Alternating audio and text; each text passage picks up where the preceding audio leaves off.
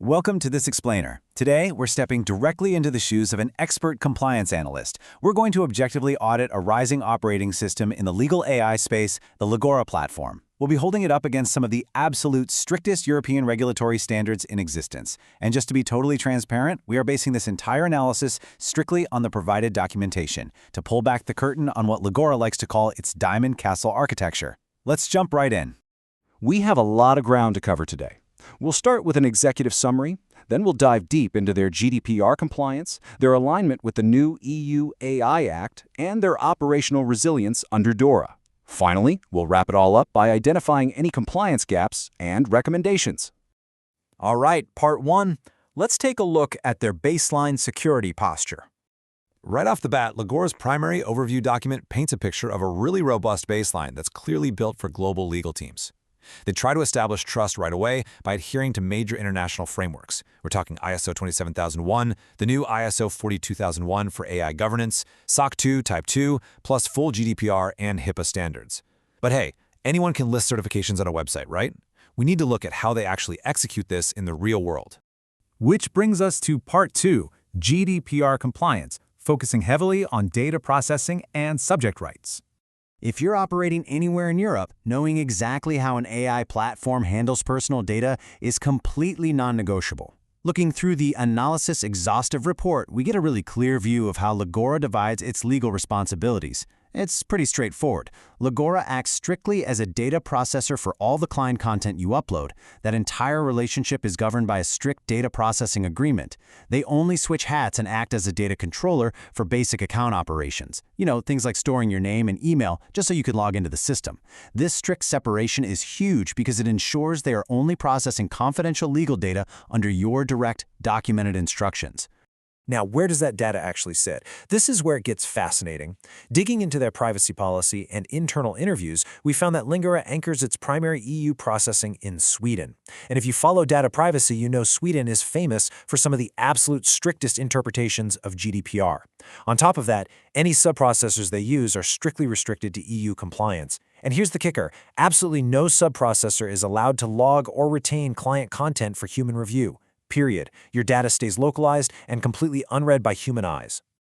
Okay, so what about data subject rights? Things like the right to be forgotten or data portability? Well, looking at their general terms, Legora guarantees that a client can retrieve their data in a standard machine-readable format at any time. Plus, they mandate complete data deletion within exactly 30 days of terminating a contract. To actually lock all that data down, their security documents outline some really heavy-hitting technical safeguards. We are talking AES 256 encryption for data at rest and TLS 1.2 or higher while it's in transit. For access control, they use the Zanzibar system, which is actually the exact same access architecture Google Drive uses to prevent data bleed between different documents. They even offer a bring your own key or BYOK option that essentially means Legora literally cannot access your data without your explicit consent. Moving right along to part three, let's see how this all translates to their alignment with the complex, risk-based requirements of the EU AI Act. As we know, the new EU AI Act is all about categorizing AI into different risk levels. According to the Analysis Exhaustive Report, Legora explicitly maps its features against these exact categories. Anything deemed an unacceptable risk, like social scoring, is flat-out blocked via their acceptable use policy. High-risk applications, like using automated decision-making in the justice system, are heavily restricted and simply cannot be used without significant human oversight. And for limited risks, think of things like basic chatbots, they stay compliant by providing crystal-clear transparency notifications, making sure users always know they're interacting with an AI. To satisfy that massive human oversight requirement for high-risk systems, Legora operates on a really specific core design philosophy. It's cited in a couple of documents as the AI proposes and the lawyer decides. So the platform doesn't just confidently spit out text and leave you hanging. It actually includes numbered references that link directly back to the exact source documents or playbooks. That means the final decision and the verification of the facts always rests firmly in the hands of the human lawyer. And when we start talking about preventing bias and handling training data, well, both their compliance pages and public press releases are incredibly explicit about this. Legora absolutely does not train or fine-tune its foundational AI models on your confidential client data. They don't use proprietary publisher content either. Your data is used for your specific query in a completely isolated session, and that's the end of the line. Let's transition over to Part 4, DORA compliance and operational resilience. If you are a client servicing the EU financial sector, you know that data privacy alone just doesn't cut it anymore. DORA demands rigorous, documented ICT risk management. According to their security policy, Legora tackles this using their ISO 27001 framework. They have daily threat detection tools running, they conduct annual third-party penetration tests, and they commit to an incredibly aggressive service-level agreement.